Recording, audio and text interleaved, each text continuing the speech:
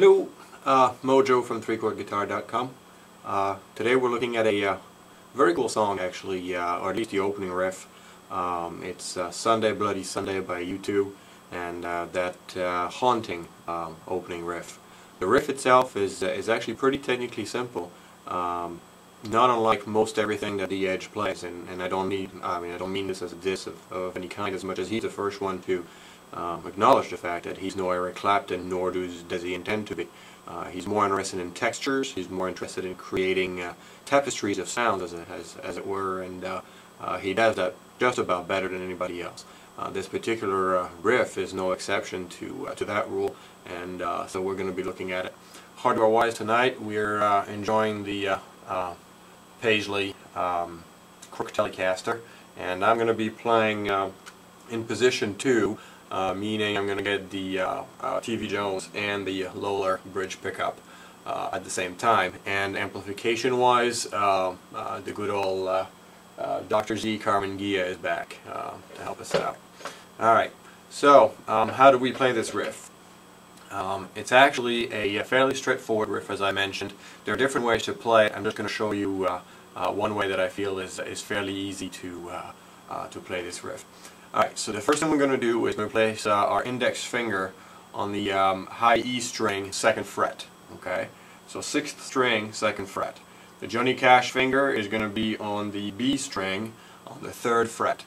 And the ring finger is going to be on the G string on the 4th fret. Okay, so if you did that correctly, it should sound something like this.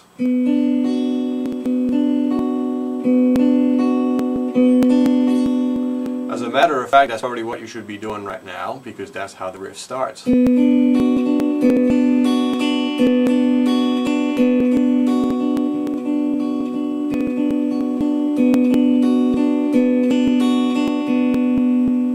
then we're going to move to a D chord position, where we'll find our ring finger on the 2nd fret of the 4th string. That's the index finger. The ring finger is going to be on the 3rd fret of the 5th string, and the Johnny Cash finger, middle finger, is going to be on the 2nd fret of the high E string. That's a regular D position, and it should give us this. And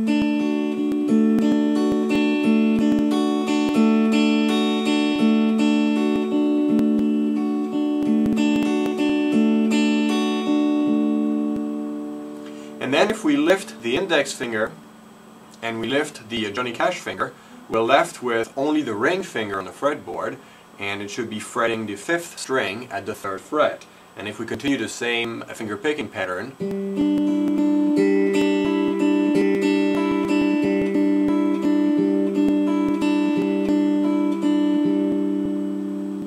and that's pretty much the whole riff, guys. So let's put it together. We're going to start once again with that first position I showed you, where my index finger is going to be on the high E string, 2nd fret. My middle finger is going to be on the B string, 3rd fret. And my ring finger is going to be on the G string, 4th fret.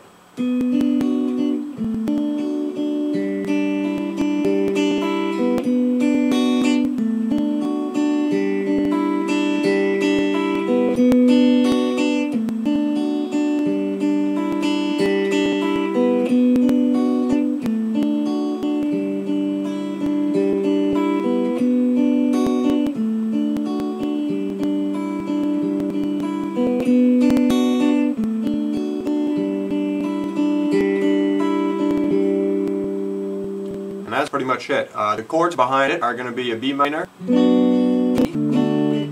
a G. Right? I can't believe the word today. Okay? So that's pretty much it. That's the whole riff. Once again in real time.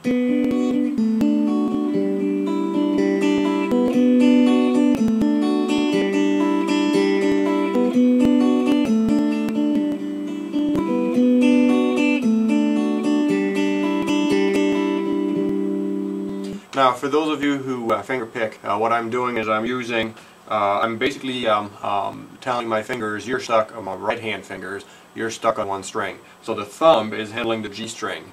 The index finger on my picking hand is handling the the B string, and my middle finger is only strumming the high E string, and so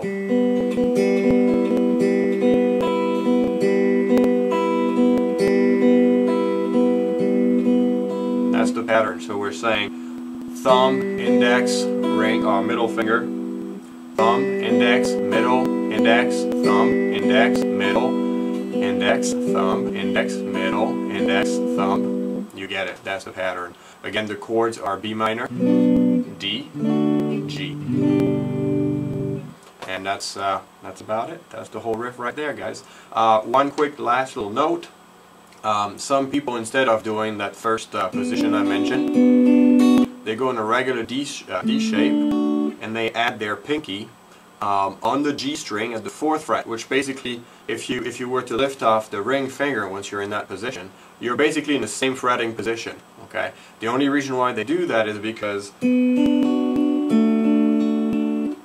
go from position 1 to position 2, all they got to do is lift the pinky off, and they're in a regular D position. I personally don't like it much because it involves the pinky, which, well, in my case, as in I'm sure many people's cases, is the weakest finger on that hand for me. So I'd much rather go.